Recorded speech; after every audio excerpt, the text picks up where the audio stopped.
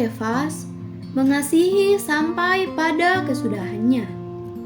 Dalam Yohanes 13 ayat 4 sampai 5 mengatakan, "Lalu bangunlah Yesus dan menanggalkan jubahnya. Ia mengambil sehelai kain lenan dan mengikatkannya pada pinggangnya. Kemudian ia menuangkan air ke dalam sebuah baskom dan mulai membasuh kaki murid-muridnya, lalu menyekanya dengan kain yang terikat pada pinggangnya itu." Ayat 1 mengatakan bahwa Tuhan mengasihi orang-orang miliknya yang di dunia ini, dan ia mengasihi mereka sampai pada kesudahannya. Karena kasih ini, Tuhan membasuh kaki murid-muridnya. Ayat 3 menunjukkan mengapa Tuhan membasuh kaki murid-muridnya. Pada saat itu, ia tahu akan 3 hal. Yang pertama, Bapa telah menyerahkan segala sesuatu ke dalam tangannya.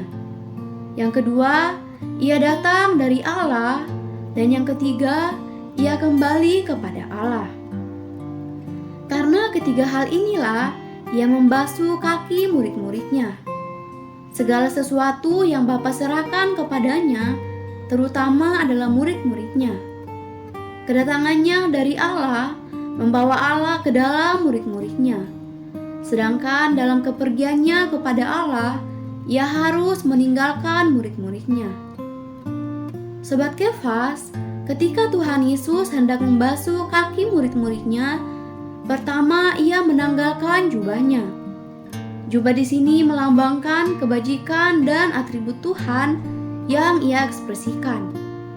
Jadi, dia menanggalkan jubahnya berarti dia meletakkan apa adanya dia dalam ekspresinya. Kalau Tuhan tetap dalam semua apa adanya dia, dalam kebajikan dan atributnya, ia tak akan dapat membasuh kaki murid-muridnya. Kedua, ia mengambil sehelai kain lenan dan mengikatkannya pada pinggangnya.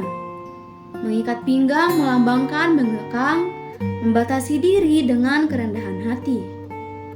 Dalam kerendahan hati, ia melepaskan kebebasannya sehingga ia dapat melayani murid-muridnya.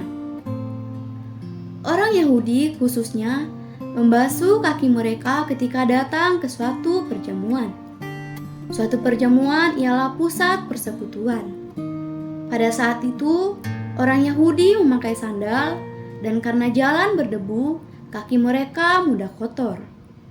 Dalam dunia ini, kita setiap hari menyentuh bumi. Bumi yang kita sentuh ini membuat kita kotor dan menghalangi persekutuan dengan Tuhan dan dengan satu sama lain.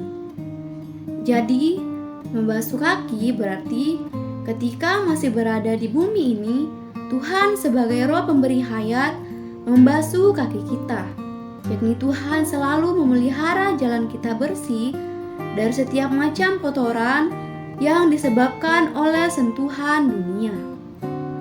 Terang hari ini yang pertama, sebutkan 3 alasan Tuhan harus membasuh kaki murid-murid. Yang kedua, bagaimana Tuhan membasuh kaki murid-murid. Poin doa, berdoa agar Tuhan memberi anugerah, agar kita juga boleh saling membasuh